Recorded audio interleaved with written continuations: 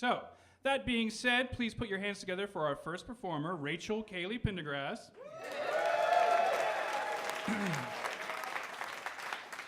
No power in the verse could stop Rachel Pendergrass from being here tonight. She spends her time writing drunkenly ranting about science. Maybe I should try that one again. She spends her time writing, drunkenly ranting about science and performing at various shows around town. Her favorite Joss Whedon show is Firefly Season 2. So please applaud both Rachel. Please applaud both Rachel and the trailer for Firefly. Golly, there's a lot of you. All right, guys. So 2014 was kind of a tough year for me romantically. Going on a year now, I ain't had nothing twixt my nethers weren't run on batteries. So with Valentine's Day coming up, I mean, judge me if you will, I've decided to turn to Craigslist. Now, there was one post that I found that didn't seem too horribly murdery. So I brought it here tonight, and I was going to read it to you guys and see if I could get like a second opinion, if you guys could crazy check it for me. All right. Man seeks a woman who he can love as much as he loves the hit TV show Firefly. You, like the show, must be aesthetically thrilling. Props to both you and your mom if Joss Whedon was involved in your creation.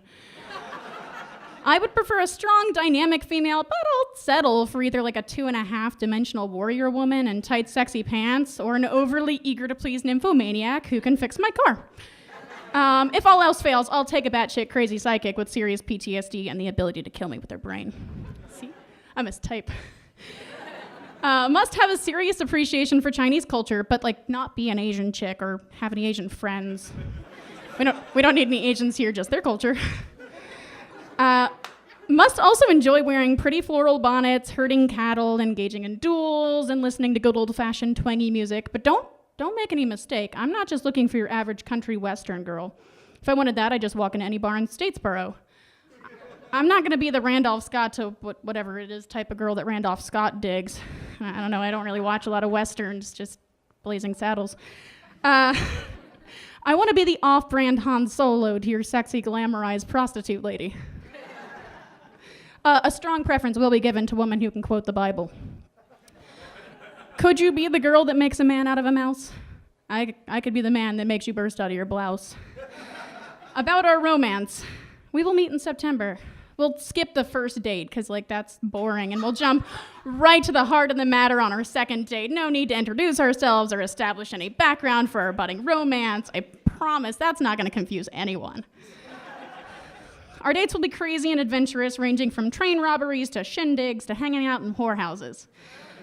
We'll learn Chinese and use it to tell secrets, curse, confuse those listening to us, and get around FCC regulations for cursing on television. Also, maybe you could dress up like a companion and talk filthy to me in Chinese. God, appropriating and fetishizing cultures is so fucking hot. Our love will be one so powerful that people will write songs about us and make board games about us and create whole conventions centered around us and write infinite erotic fan fiction about us. We'll both understand that when you can't run anymore, you crawl, and when you can't crawl anymore, you find someone to carry you. No matter how flawed something is, be it because of quasi-racist stereotyped characters or sexism or really rapey plot lines, sometimes it's okay to look past those flaws and love the hell out of something anyway. I mean, no one and no show is perfect.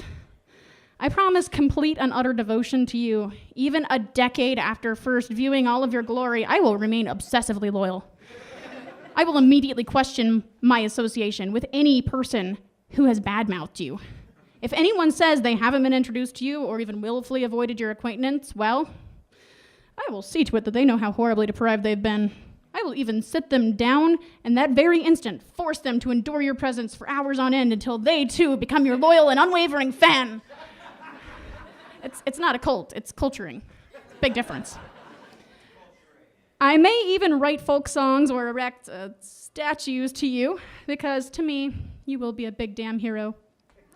If our relationship ever ends, we can totally try and reboot it, but it probably won't be nearly as good the second time around, and there'll be still a whole fuck ton of unanswered questions and unresolved feelings that will drive everyone crazy. About me, I tend to enjoy dates with more conversation and somewhat less petty theft and getting hit with pool cues. Also, I never hit a man with a closed fist, but it is on occasion hilarious. My last relationship may not have parted on the best terms. I realize that certain words were exchanged, also certain bullets. Another weird quirk of mine, I never kiss him on the mouth. Also, in full disclosure, please understand that I am not perfect. Sometimes, when we get into the throes of passion, I may finish entirely too early. But please, don't blame me. It's not my fault you're such a fox. If this sounds like something you'd be into, give me a call. I'll be in my bunk. So what do you think, guys? Should I date him? Should I go? Yeah?